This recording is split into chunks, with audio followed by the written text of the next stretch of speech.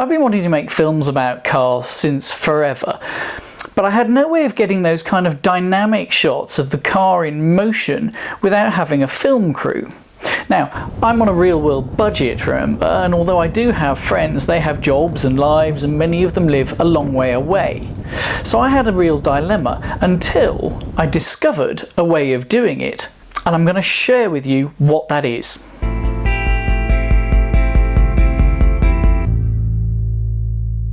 The answer is one of these. It's an Insta360 One X2, and it's a 360-degree camera. And what it does is it's got two fisheye lenses here on either side, and it films everything that's going on around it. Each one of those takes a 180-degree view, so in total a 360. And then in software it blends that all together, and what that means is that you can either do those kind of wacky videos where you can kind of move it around on the screen in YouTube with your mouse, or by tilting your phone if you're on the mobile app. Or it means you can do estate agency type stuff where you can have a tour around a house that you might want to buy. Or, and this is the relevant bit, it means that because it takes a film of everything that's going on, what you can do is choose where you want to point it and move where you want to point it in post-production afterwards. So if you strap this to the inside or the outside of a car, then you can choose how you want to pan and tilt and even zoom to an extent after you've done all the driving when you're sitting back at your desk afterwards. And that's a real game changer for me. It comes beautifully presented in some lovely packaging, as you'd expect, complete with a charging cable and a neoprene case that you will need to stop it getting scratched. I also strongly recommend a pair of lens guards because the lenses do stick out and are very vulnerable. You might also want to consider one of these that allows you to plug in an external microphone. Something else I find handy is one of these, which is Insta360's own extending selfie stick. I use it for this kind of shot where I can hold it at arm's length to film myself walking around, and I can pan to follow me and also to track to what I'm looking at. The clever part of this is the software automatically removes the selfie stick from the shot. You can see the shadow of it here, but you can't see the stick itself. And that's a really clever feature that it does automatically in the mobile app that comes with the camera. In fact, it'll do this with any black stick, which is handy and leads me on to the next thing you're going to need, which is some means of sticking it to the car. Happily, the Insta360 comes with a standard 1/4-inch tripod mount, so you can attach it to more or less any kind of mounting. Now, I use a mount from a DJI Osmo because, well, for a start, I've already got one, but secondly, it's pretty strong and robust. It's got 3 suction points, and you're definitely going to need that. You don't want this coming adrift when you're driving along. It'll wreck your camera and potentially be damaging to somebody else who's driving along behind you. I've tried using the Insta360 selfie stick for this job, and it's very lightweight and a bit wobbly, so it's not really ideal for it. So how do I do the panning and editing and all of that stuff? Well, the answer is I do it in the app on the phone that you can download from Insta360. And you can connect the phone to the camera wirelessly, and then you can see all the different files that are on the micro SD card that's on the camera itself, and you can edit them in here, or you can download them to the phone directly, but either way works.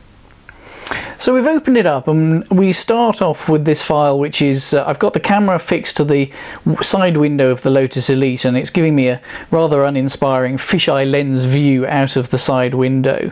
So I'm going to run that forward a bit, and then we'll just see where we're going. But let's look out of the windscreen instead. So if I just scroll that around with just drag it around with my finger, I can set a waypoint, which is just a fixed point in the film where I define where I want the camera to be pointing and how wide an angle I want the view to be.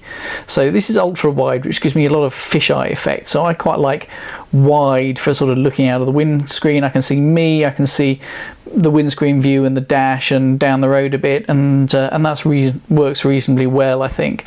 So I'm going to set that as a waypoint, and then I can run it forward, and there we go, I'm driving along, and I'm coming up to a junction here. So I'm going to set another waypoint, because that means that that's going to be where the camera's pointing, and that'll hold it nice and steady for that sequence as I'm driving along. But I'm coming up to a T-junction here.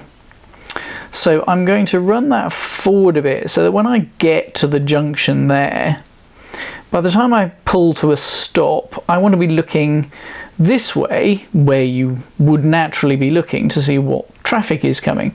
So I'm going to set another waypoint there with that view just by clicking on that little plus. That wide angle view I think works. So let's do that, and that car goes by, and there's another car going by, and then we pull out of the junction. Well, wait, pause. I don't want to be still looking out the side window as I pull out of the junction. So by the time I've pulled out like that, I want to be back looking out through the windscreen. So I'm going to set another waypoint there. What that's going to do is the software will smooth the panning between those waypoints.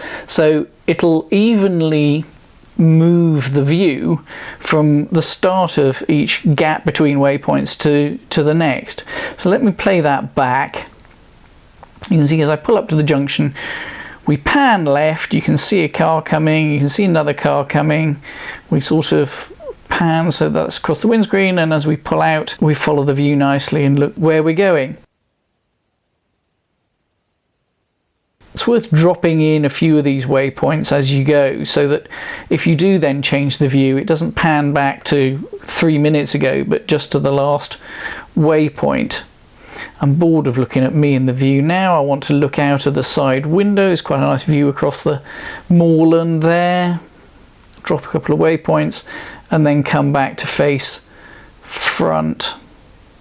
Let's go back and see what that looks like. So there I am with the view of me and the car, and then we pan left till we hit that waypoint, holds that view for a bit, next waypoint, and then it pans back to look through the windscreen again and that waypoint, and so on.